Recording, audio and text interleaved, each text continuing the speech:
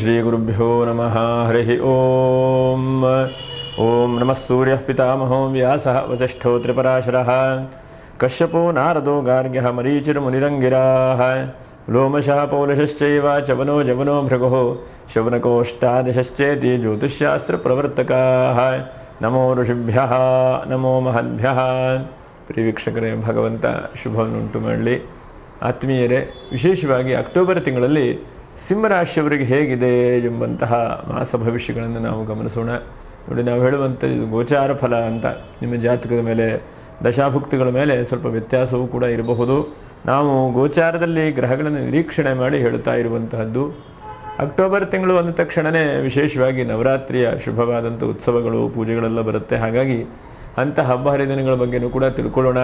ಹಾಗೆ ಕೊನೆಯದಾಗಿ ಮಘ ನಕ್ಷತ್ರ, ಹಾಗೆ ಹುಬ್ಬ ನಕ್ಷತ್ರ, ಉತ್ತರ ನಕ್ಷತ್ರ 1ನೇ ಪಾದ ವಿಡಿಯೋ ಮುಗಿಯುವವರೆಗೂ ಕೂಡ ನೀವು ನೋಡ್ತಾ ಇರಿ. ನಕ್ಷತ್ರ ಪರಿಹಾರಗಳನ್ನು ಕೂಡ ತಿಳಿಸ್ಕೊಡ್ತೇನೆ. ಸಿಂಹರಾಶಿ ಅಂದ ತಕ್ಷಣವೇ ಸಿಂಹರಾಶಿಯವರಿಗೆ ಹೇಗಾಗಿದೆ ಅಂತಂದರೆ, ನೀವೆಲ್ಲ ಕಾದು ನೋಡ್ತಾ ಇದ್ದೀರಿ. ಏನು ಮಾಡಬೇಕಪ್ಪ, ಹೇಗಾಗತ್ತಪ್ಪ, ಏನಾದರೂ ಲಾಭ ಆಗತ್ತಾ, ಹೀಗೆಲ್ಲ ಕಾದು ನೋಡ್ತಾ ಇದ್ದೀರಿ. ನೀವು ಈ ಕಾದು ನೋಡ್ತಾ ಇರುವಂತಹ ಒಂದು ಸಮಯ ಹೇಳುವಂಥದ್ದು ಈ ನವರಾತ್ರಿಯಲ್ಲಿ ನಿಮಗೆ ಈಗ ಆಯಿತು, ಈ ಕ್ಷಣ ಆಯಿತು ಹೇಳುವಂಥದ್ದು ಆಗುತ್ತೆ. ಎಷ್ಟೋ ಸಲ ನಾವು ನೋಡ್ತೇವಲ್ಲ, ಬ್ಯಾಂಕಲ್ಲಿ ಲೋನಿಗೆ ಅಪ್ಲಿಕೇಶನ್ ಹಾಕಿರ್ತೇವೆ, ಇಲ್ಲ ಸಂಕ್ಷನ್ ಆಗಿದೆ ನಿಮಗೆ, ನಾಳೆ ಅಲ್ಲ ನಾಡಿದ್ದಾಗತ್ತೆ ಅಂತ ಹೇಳ್ತಾರಲ್ಲ, ಆ ನಾಡಿದ್ದು ಹೇಳುವಂಥದ್ದು ಈ ಅಕ್ಟೋಬರ್ ತಿಂಗಳಲ್ಲಿ ಸಿಗುವಂಥ ಚಾನ್ಸಸ್ ಇದೆ. ನೋಡಿ, ಗ್ರಹಸ್ಥಿತಿ ಹೇಗಿದೆಯಪ್ಪ. 2ನೇ ರಾಶಿಯಲ್ಲಿ ಕೇತು, ಹಾಗೆ 3ನೇ ರಾಶಿಯಲ್ಲಿ ರವಿ ಬುಧರು, 4ನೇ ರಾಶಿಯಲ್ಲಿ ಶುಕ್ರ, ಹಾಗೆ ಶನಿಯೂ ಕೂಡ ನಿಮಗೆ ಗೊತ್ತಿದೆ, ಸಪ್ತಮದಲ್ಲಿ ಶನಿ ಅವನು ವಕ್ರವಾಗಿದ್ದಾನೆ. ಅಷ್ಟಮ ನವಮಕ್ಕೆ ಗುರುವು ಕೂಡ ವಕ್ರವಾಗಿದ್ದಾನೆ. ಇನ್ನು ಏಕಾದಶದ ದಶಮದ ಕುಜನೂ ಕೂಡ ಇದ್ದಾನೆ ನಿಮಗೆ. ಹೀಗೆಲ್ಲ ಒಂದು ಗ್ರಹಸ್ಥಿತಿ ಇದೆ. ಸಿಂಹರಾಶಿಯವರೇ ನೋಡಿ, 2ನೇ ತಾರೀಕಿಗೆ ಮಹಾಲಯ ಅಮಾವಾಸ್ಯೆ ಇದೆ. ಹಾಗಾಗಿ ಪಿತೃದೇವತೆಗಳನ್ನು ಅನುಗ್ರಹ ಪಡೆಯುವಂಥದ್ದು ಅಥವಾ ಆರಾಧನೆ ಮಾಡುವಂಥದ್ದಿದೆ. ಹಾಗೆ 3ನೇ ತಾರೀಕಿಂದ ವಿಶೇಷವಾಗಿ ನವರಾತ್ರಿ, ಅಂದರೆ ಶರದ್ ಋತುವಿನಲ್ಲಿ ಬರುವಂತಹ ಅಶ್ವಿಜ ಮಾಸದ ನವರಾತ್ರಿ 2-3 ನವರಾತ್ರಿಗಳಿದೆ. ಆದರೆ ವಿಶೇಷವಾಗಿ ಈ ನವರಾತ್ರಿಗೆ ಪ್ರಶಸ್ತ ಮತ್ತು ವಿಶೇಷವಾದಂಥ ಪೂಜೆ ಪುನಸ್ಕಾರಗಳನ್ನು ಮಾಡ್ತಾರೆ. ಹಾಗಾಗಿ 3ನೇ ತಾರೀಕಿಗೆ ನವರಾತ್ರಿಯ ವಿಶೇಷವಾದಂಥ ಉತ್ಸವಗಳಿದೆ. ಹಾಗೆ 9ನೇ ತಾರೀಕಿಗೆ ಸರಸ್ವತಿ ಪೂಜೆ ಮಾಡುವಂಥದ್ದು, 10ನೇ ತಾರೀಕಿಗೆ ಕಾಳರಾತ್ರಿಯ ಪೂಜೆ, ಹಾಗೆ 11ನೇ ತಾರೀಕಿಗೆ ದುರ್ಗಾಷ್ಟಮಿ ಇದೆ. ನೋಡಿ, ದುರ್ಗಾಷ್ಟಮಿ ಅಂತಂದರೆ ದೇವಿನ ವಿಶೇಷವಾಗಿ ಪೂಜೆ ಮಾಡುವಂಥದ್ದು. ಅದೇ ದಿವಸವೇ ಆಯುಧ ಪೂಜೆ ಮಾಡುವಂಥದ್ದು ಕೂಡ ಇದೆ. 10, 11 ಅದೆರಡೂ ಕೂಡ ನಮಗೆ ಅಷ್ಟಮಿ ನವಮಿ ಎರಡೂ ಕೂಡ ಸಿಗುತ್ತೆ. 12ನೇ ತಾರೀಕಿಗೆ ವಿಜಯದಶಮಿ ಇದೆ, ಶನಿವಾರ ದಿವಸ. ಹಾಗೆ ಇನ್ನು ಚಾಮುಂಡಿಯ ರಥೋತ್ಸವವನ್ನು ಮಾಡುವಂಥದ್ದು 16ನೇ ತಾರೀಕಿಗೆ ಮೈಸೂರಿನಲ್ಲಿ.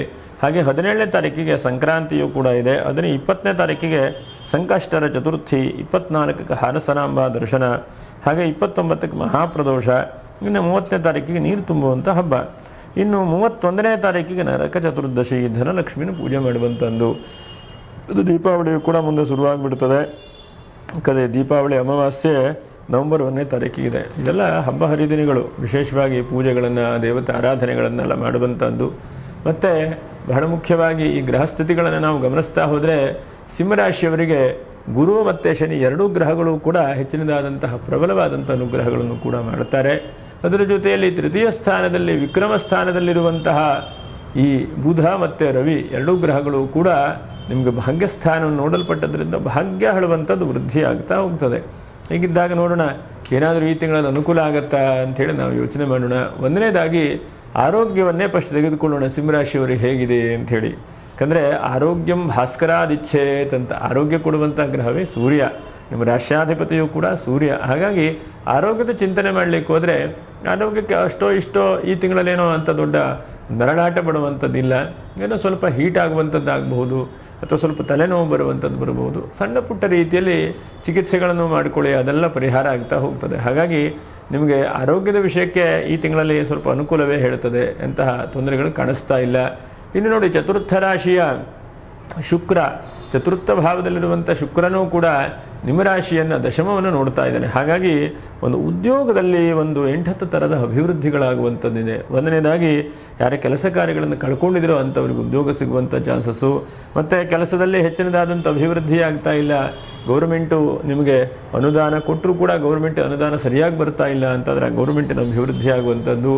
ರಾಜಕೀಯ ಕ್ಷೇತ್ರದಲ್ಲಿದ್ದವರಿಗೆ ಹೆಚ್ಚಿನದಾದಂತಹ ಒಂದು ಅವಕಾಶಗಳು ಕೂಡ ಸನ್ಮಾನಗಳು ಕೂಡ ಸಿಗುತ್ತೆ. ಯಾಕಂದರೆ ರಾಜಕೀಯ ಅಂದ ತಕ್ಷಣವೇ ರವಿಯೇ ಕಾರಕ ರಾಜಕೀಯಕ್ಕೂ ಕೂಡ. ಹಾಗಾಗಿ ಸಿಂಹರಾಶಿಯವರು ಬಹಳ ಜನ ರಾಜಕೀಯ ಮುಖಂಡರಿದ್ದೀರಿ. ಹಾಗಾಗಿ ನಿಮಗೂ ಕೂಡ ಹೆಚ್ಚಿನದಾದಂತಹ ಅವಕಾಶಗಳನ್ನು ಕೂಡ ರವಿ ಕೊಡ್ತಾನೆ. ಹಾಗೆ ಯಾರ್ಯಾರು ಸ್ಕೂಲು ಕಾಲೇಜುಗಳನ್ನು ನಡೆಸ್ತಾ ಇದ್ರು ಅಂಥವರಿಗೆ ವಿದ್ಯಾರ್ಥಿಗಳಲ್ಲಿ ಏನೋ ಸಮಸ್ಯೆ ಆಗ್ತಾ ಇದೆ, ಸರಿಯಾದಂತಹ ಟೀಚರ್ ಸಿಗ್ತಾ ಇಲ್ಲ, ಇಂತಹ ಸಮಸ್ಯೆಗಳಿದ್ರೆ ಅದಕ್ಕೂ ಕೂಡ ಪರಿಹಾರ ಸಿಗುವಂಥ ಚಾನ್ಸಸ್ ಇದೆ. ಮತ್ತು ಏನೋ ಒಂದು ನೂತನವಾದಂಥ ಉದ್ಯೋಗಗಳನ್ನು ಈ ತಿಂಗಳಲ್ಲಿ ಆರಂಭ ಮಾಡ್ತೀರಿ ನೀವು. ಯಾಕಂದರೆ ಎಷ್ಟೋ ಜನಕ್ಕೆ ಉದ್ಯೋಗ ಇಲ್ಲ ಅಂತೇಳಿ ಹುಡುಕ್ತಾ ಇರ್ತಾರೆ. ಆದರೆ ಉದ್ಯೋಗವನ್ನು ಮಾಡಬೇಕು ಅಂತೇಳಿ ದೇವರಲ್ಲಿ ಭಗವಂತನಲ್ಲಿ ಬೇಡಿಕೊಂಡ್ರೆ ನೂರಾರು ಉದ್ಯೋಗಗಳದ್ದು ಇವತ್ತಿನ ದಿವಸ. ಎಷ್ಟು ಉದ್ಯೋಗ ಇಲ್ಲ ಅಂಥೇಳಿ. ಯಾಕಂದರೆ ನಾವು ಮಾಡುವಂತಹ ಮನಸ್ಥಿತಿ ಇರಬೇಕೇ ಬಿಟ್ಟರೆ ಸಮಯ ಇದ್ದರೆ ನೂರಾರು ಉದ್ಯೋಗಗಳು ಒಳ್ಳೆ ರೀತಿಯಾದಂಥ ಉದ್ಯೋಗಗಳಿದೆ. ಹಾಗಾಗಿ ಅಂಥ ಉದ್ಯೋಗಗಳನ್ನು ಸಿಂಹರಾಶಿಯವರು ಈ ತಿಂಗಳಲ್ಲಿ ಆರಂಭ ಮಾಡಿ. ಯಾಕಂದರೆ ಪಾರ್ಟ್ ಟೈಮ್ ನಿಮ್ಗೆ ಅರ್ಧ ಗಂಟೆ ದಿವಸದಲ್ಲಿ ಸಮಯ ಇದೆ, ವೇಳೆ ಇದೆ ಅಂತಂದರೆ ಅರ್ಧ ಗಂಟೆಯನ್ನು ಯಾವುದೋ ಒಂದು ಬಿಸ್ನೆಸ್ಸೋ ಯಾವುದೋ ಒಂದು ಹೂಡಿಕೆ ಮಾಡುವಂಥದ್ದು ಅಂಥದ್ದು ಬಗ್ಗೆ ಈ ತಿಂಗಳಲ್ಲಿ ಗಮನಿಸಿ. ನಿಮಗೆ ಉದ್ಯೋಗದಲ್ಲಿ ಹೆಚ್ಚಿನದಾದಂಥ ಅಭಿವೃದ್ಧಿ ಆಗುತ್ತೆ. ಮತ್ತು ಬಹಳ ಮುಖ್ಯವಾಗಿ ಎಷ್ಟೋ ತಿಂಗಳಿಂದ ಹಣ ಬರಬೇಕು, ಯಾವುದೋ ಒಂದು ಕಡೆ ಉದ್ಯೋಗವನ್ನು ಉದ್ಯೋಗವೇನೋ ಒಂದು ಮಾಡಿಕೊಂಡು ಬಂದಿಲ್ಲ ಹಣ ಅಂತಾದರೆ ಅದರಿಂದನೂ ಕೂಡ ಬರುವಂತಹ ಚಾನ್ಸಸ್ಗಳು ಕೂಡ ಇದೆ. ಹಾಗೆ ಎಲ್ಲೋ ಒಂದು ಕಡೆಗೆ ಇನ್ವೆಸ್ಟ್ಮೆಂಟ್ ಮಾಡಿ ಮ್ಯೂಚುವಲ್ ಫಂಡಲ್ಲೋ ಅಥವಾ LICಯಲ್ಲೋ ಎಲ್ಲೋ ಒಂದು ಕಡೆಗೆ ಇನ್ವೆಸ್ಟ್ಮೆಂಟ್ ಮಾಡಿರುವಂತಹ ಹಣವು ಕೂಡ ಎಷ್ಟೋ ತಿಂಗಳಿಂದ ಬರದೇ ಇದ್ದರೂ ಕೂಡ ಈ ತಿಂಗಳಲ್ಲಿ ಬರುವಂತಹ ಚಾನ್ಸಸ್ಸು ಕೂಡ ಆಗುತ್ತೆ. ಉದ್ಯೋಗದಲ್ಲಿ ಏನೋ ಒಂದು ಹೆಚ್ಚಿನದಾದಂಥ ಅಭಿವೃದ್ಧಿನ ಈ ತಿಂಗಳಲ್ಲಿ ಪಡೆಯುತ್ತೀರಿ. ಇದು ಬಹಳ ಉತ್ತಮವಾದಂಥದ್ದು. ಯಾಕಂದರೆ ಉದ್ಯೋಗಿನಂ ಪುರುಷ ಸಿಂಹ ಉಪೈತಿ ಲಕ್ಷ್ಮೀ ಎಂಬುದಾಗಿ ಹೇಳಿದ್ದಾರೆ. ಅಂದರೆ ನಾವು ಉದ್ಯೋಗ ಇಲ್ಲದೆ ಯಾವುದೇ ವ್ಯಕ್ತಿ ಇರಬಾರ್ದು. ಯಾವುದಾದ್ರೂ ಒಂದು ಕೆಲಸ ಕಾರ್ಯಗಳನ್ನು ಮಾಡ್ತಾ ಇರಬೇಕು. ಉದ್ಯೋಗ ಸರಿಯಾಗಿ ಮಾಡ್ತಾ ಇಲ್ಲ ಅಂತಾದರೆ ನಿಮ್ಮ ತಲೆಗೂ ಚಿಂತೆ ಶುರು ಆಗುತ್ತೆ. ಇನ್ನು ಎಲ್ಲ ಕಡೆಗೂ ಕೂಡ ತೊಂದರೆಗಳು ಶುರು ಆಗ್ತಾ ಹೋಗ್ತದೆ. ಹಣಕಾಸು ಕೂಡ ಬರುವುದಿಲ್ಲ. ಹೀಗಾಗ್ತಾ ಉದ್ಯೋಗದಲ್ಲಿ ಬಹಳ ಸಮಸ್ಯೆಗಳಿಗೆ ನೀವು ಬೀಳ್ತೀರಿ. ಮತ್ತು ನಾವು ಬಹಳ ಮುಖ್ಯವಾಗಿ ಗಮನಿಸುವಂಥದ್ದು ಕುಟುಂಬ ಸ್ಥಾನದ ಕೇತು. ನಿಮಗೆ ಕುಟುಂಬದಲ್ಲಿ ಅಷ್ಟೋ ಒಳ್ಳೆಯದನ್ನು ಮಾಡ್ತಾ ಇದ್ದೀರಿ. ಅದು ತುಂಬ ಈ ತಿಂಗಳಲ್ಲಿ ಸ್ವಲ್ಪ ಜಾಗ್ರತೆಯಿಂದ ಮಾಡಿ. ಯಾಕಂದರೆ ಸ್ವಲ್ಪ ನೀವು ಒಳ್ಳೆಯದನ್ನು ಬಯಸಿದ್ರೂ ಕೂಡ ನಿಮಗೆ ಯಾವುದೋ ಒಂದು ರೀತಿಯಾದಂಥ ಸಮಸ್ಯೆಗಳು ತೊಂದರೆಗಳು ಬರುವಂಥ ಸಾಧ್ಯತೆಗಳಿದ್ದಾವೆ. ಹಾಗಾಗಿ ತುಂಬ ಹುಷಾರಿಕೆ, ತುಂಬ ಜಾಗ್ರತೆಯಿಂದ ಏನಾದರೂ ಕೆಲಸ ಕಾರ್ಯಗಳನ್ನು ಮಾಡಿ ಅದರಿಂದ ಲಾಭಾಂಶಗಳನ್ನು ಕೂಡ ಪಡಿತೀರಿ. ಇನ್ನು ಚತುರ್ಥ ರಾಶಿಯ ಶುಕ್ರ ನೋಡಿ, ಹಣಕಾಸು ನಿಮಗೆ ಒಂದು ಹಂತಕ್ಕೆ ಬರ್ತದೆ. ಬಂದರೂ ಕೂಡ ಖರ್ಚು ಬಹಳ ರೀತಿಯಾದಂಥ ಖರ್ಚಾಗುತ್ತೆ. ಅತಿಯಾದಂಥ ಖರ್ಚು, ಅತಿಯಾದಂಥ ಆಲಸ್ಯತನವೂ ಕೂಡ ನಿಮಗೆ ಬರುತ್ತೆ. ಯಾಕಂದರೆ ಶನಿಯೂ ಕೂಡ ಸಪ್ತಮ ರಾಶಿಯಲ್ಲಿರುವಂಥವನು ವಕ್ರವಾಗಿದ್ದಾನೆ. ಹಾಗಾಗಿ ಅತ್ಯಂತ ಆಲಸ್ಯತನ ಬರುವಂಥದ್ದು. ನಾಳೆ ಮಾಡಿದ್ರಾಯಿತು, ನಾಡಿದ್ದು ಮಾಡಿದ್ರಾಯಿತು, ಹೀಗೆ ಮುಂದೆ ಹೋಗಿಬಿಡುತ್ತೆ. ಹಾಗಾಗಿ ಇವತ್ತು ಮಾಡುವಂಥದ್ದನ್ನು ಈ ಕ್ಷಣದಲ್ಲೇ ಮಾಡಿಬಿಡಬೇಕು. ನಾಳೆ ಮಾಡಬೇಕು ಅನ್ನುವಂಥದ್ದು ಇವತ್ತು ಮಾಡಬೇಕು. ಅದನ್ನು ನೀವು ಮಾಡ್ತಾ ಇದ್ದರೆ ಹೆಚ್ಚಿನದಾದಂಥ ಅಭಿವೃದ್ಧಿ ಆಗುತ್ತೆ. ಮತ್ತು ಸ್ವಲ್ಪ ವಿಹಾರಗಳನ್ನು ಮಾಡ್ತಾ ಹೋಗಿ, ಹೊರಗಡೆ ಓಡಾಡುವಂಥದ್ದು, ಜನರ ಜೊತೆಗೆ ಬೆರೀತಾ ಇರ್ತೇನೆ ನೀವು. ಆದರೂ ಕೂಡ ಇನ್ನೂ ಹೆಚ್ಚಿನದಾದಂತಹ ರೀತಿಯಲ್ಲಿ ಮಾಡಿಕೊಡು. ಯಾಕಂದರೆ ಶುಕ್ರ ನಿಮಗೆ ಸಮಾಧಾನ ಕೊಡುವಂತಹ ಗ್ರಹ ಮತ್ತು ಹೊರ ಜಗತ್ತಿಗೆ ನಿಮ್ಮನ್ನು ಪ್ರಚಾರ ಮಾಡುವಂಥ ಗ್ರಹ. ನೋಡಿ, ಈ ತಿಂಗಳಲ್ಲಿ ಒಂದಲ್ಲ ಒಂದು ಕಡೆಗೆ ನಿಮಗೆ ಸ್ವಲ್ಪ ಸನ್ಮಾನಗಳಾಗುವಂಥದ್ದು ಅಥವಾ ಪ್ರಶಸ್ತಿ ಸಿಗುವಂಥದ್ದು ಅಥವಾ ಯಾವುದೋ ಒಂದು ಕೆಲಸವನ್ನು ಮಾಡಿಕೊಂಡು ಶಭಾಸ್ ಅಂತ ಹೇಳಿಸ್ಕೊಳ್ಳುವಂತಹ ಒಂದು ಪ್ರಯತ್ನಗಳು ಕೂಡ ಆಗುತ್ತೆ. ಅದು ಬಹಳ ಉತ್ತಮವಾದದ್ದು ಅಂತೇಳಿ ಹೇಳ್ತೇನೆ ನಿಮಗೆ. ಅನಂತರದಲ್ಲಿ ಭೂಮಿ ವ್ಯಾಪಾರ ವ್ಯವಹಾರ ಮಾಡುವಂಥ ಯಾವ್ಯಾವ ವ್ಯಕ್ತಿಗಳಿದ್ದರೂ ನಿಮಗೆ ಆದಾಯಗಳು ಕೂಡ ಬರ್ತಾ ಇರ್ತದೆ. ಭೂಮಿಯಲ್ಲಿ ಹೆಚ್ಚಿನದಾದಂಥ ಲಾಭಾಂಶಗಳಿದೆ. ರಿಯಲ್ ಎಸ್ಟೇಟ್ ವ್ಯಾಪಾರ ವ್ಯವಹಾರ ಮಾಡೋರಿಗೆ ಹೆಚ್ಚಿನದಾದಂಥ ಲಾಭಾಂಶ ಅಂತೇಳಿ ಹೇಳ್ತೇವೆ. ಯಾಕಂದರೆ ಕುಜನು ನಿಮ್ಮ ರಾಶಿಯಿಂದ ಏಕಾದಶ ರಾಶಿಯಲ್ಲಿದ್ದಾನೆ. ಕುಜನ ದೃಷ್ಟಿಯೂ ಕೂಡ ಧನಸ್ಥಾನದ ಮೇಲೆ ಇದೆ. ಹಾಗಾಗಿ ಎಲ್ಲಿ ಭೂಮಿ ನಿಮಗೆ ಕೆಲಸ ಮಾಡ್ತಾ ಇದ್ರು ಅಥವಾ ಬಿಲ್ಡಿಂಗ್ ಕಟ್ತಾ ಇದ್ರು ಇವರಿಗೆಲ್ಲ ಹೆಚ್ಚಿನದಾದಂತಹ ಲಾಭಾಂಶಗಳು ಕೂಡ ಬರುತ್ತೆ.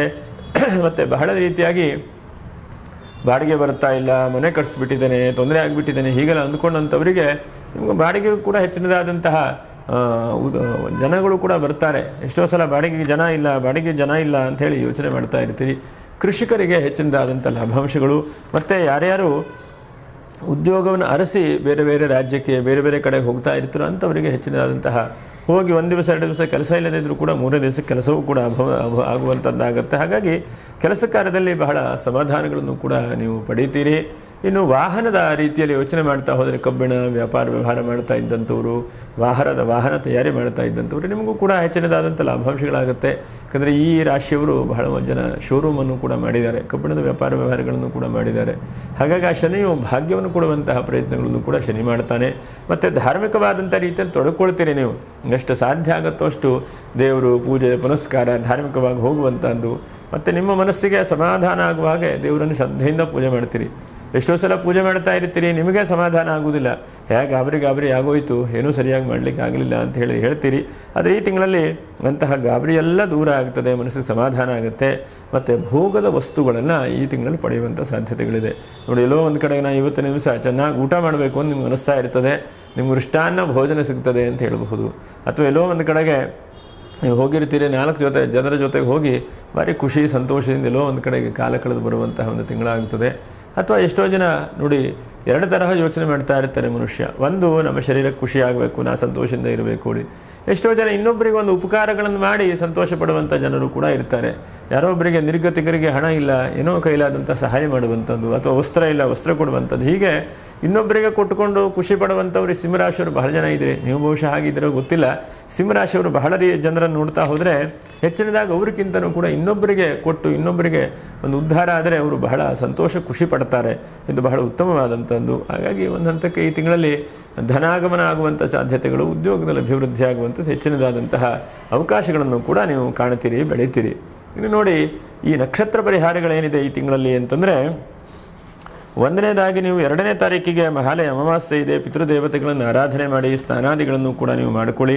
ಹಾಗೆ ನವರಾತ್ರಿ ವಿಶೇಷವಾದಂಥ ದಿವಸ ಇರೋದ್ರಿಂದ ನವರಾತ್ರಿಯಲ್ಲಿ ಸೋಮವಾರ ಪಂಚಮಿ ಅನುರಾಧ ನಕ್ಷತ್ರ ಇದೆ, 7ನೇ ತಾರೀಕಿದೆ. ಈ 7ನೇ ತಾರೀಕಿನ ದಿವಸ ಎಷ್ಟಾಗುತ್ತೋ ಅಷ್ಟು ಪೂಜೆ ಪುನಸ್ಕಾರಗಳನ್ನು ಮಾಡಿ ಯಾರ್ಯಾರು ನೂತನವಾದಂಥ ಉದ್ಯೋಗಗಳನ್ನು ಆರಂಭ ಮಾಡಬೇಕು ಅಂದ್ಕೊಂಡಿದ್ರು ಅವರಿಗೆ 7ನೇ ತಾರೀಕು ಬಹಳ ಪ್ರಶಸ್ತ ಆಗಿದೆ, 10ನೇ ತಾರೀಕಿಗೆ ಪ್ರಶಸ್ತವಾಗಿದೆ, ಹಾಗೆ 14ನೇ ತಾರೀಕಿಗೆ ಪ್ರಶಸ್ತವಾಗಿದೆ. ಇನ್ನು 12ನೇ ತಾರೀಕು ಸಾಮಾನ್ಯವಾದಂಥದ್ದು ಶನಿವಾರ ಇದೆ, ಆದರೂ ಕೂಡ ವಿಜಯದಶಮಿ ಇದೆ. ಏನಾದರೂ ಒಂದು ಒಳ್ಳೆಯ ಕೆಲಸ ಕಾರ್ಯಗಳನ್ನು ಶುರು ಮಾಡಿ. ಯಾಕಂದರೆ ನೀವು ಬಲಿಷ್ಠವಾದರೆ, ಸಿಂಹರಾಶಿಯವರು ಗಟ್ಟಿಯಾಗಿದ್ದರೆ 4 ಜನ ಬಹಳ ಚೆನ್ನಾಗಿರ್ತಾರೆ. ಇನ್ನು ಮುಂದೆ ಲೀಡರ್ಶಿಪ್ ವಹಿಸುವಂಥವ್ರು ನೀವೇ ಅಲ್ವಾ. ಹಾಗಾಗಿ ನೀವು ಗಟ್ಟಿಯಾಗಿರಬೇಕು, ನೀವು ಸಮಾಧಾನದಿಂದ ಇರಬೇಕು, ಅದು ಬಹಳ ಮುಖ್ಯವಾದಂಥದ್ದು. 12ನೇ ತಾರೀಕಿಗೆ ಶನಿವಾರ ವಿಜಯದಶಮಿ ಇದೆ ನೋಡಿ. ಹಾಗಾಗಿ ಸ್ವಲ್ಪ ಸಾಮಾನ್ಯವಾದಂಥ ಮುಹೂರ್ತ ಶನಿವಾರ ಆದದ್ರಿಂದ ನೀವು ಹೆಚ್ಚಿನದಾಗಿ 14ನೇ ತಾರೀಕಿಗೆ ಒಳ್ಳೆಯ ಪೂಜೆ ಪುನಸ್ಕಾರಗಳನ್ನು ಮಾಡಿಕೊಳ್ಳಿ. 14ನೇ ತಾರೀಕಿಗೆ ಬಹಳ ಪ್ರಶಸ್ತ ಇದೆ ಅಂತೇಳಿ ಹೇಳ್ತಾನೆ. ಒಟ್ಟಿನ ನವರಾತ್ರಿಯಲ್ಲಿ ಏನಾದರೂ ಒಂದು ಆರಂಭ ಮಾಡಿ ನೀವು. ಯಾಕಂದ್ರೆ ನೀವು ಆರಂಭವನ್ನು ಇಟ್ಟರೆ ಮುಂದೆಲ್ಲ ಹೋಗ್ತಾ ಇರ್ತದೆ. 1 ಹೆಜ್ಜೆ ಮುಂದಿಟ್ಟರೆ ಮುಂದೆ 2 ಹೆಜ್ಜೆ 3 ಹೆಜ್ಜೆ ಹೋಗ್ತಾ ಇರ್ತದೆ. ಹಾಗೆ ನಕ್ಷತ್ರ ಪರಿಹಾರಗಳೇನಪ್ಪ ಅಂತೇಳಿ ಗಮನಿಸೋಣ.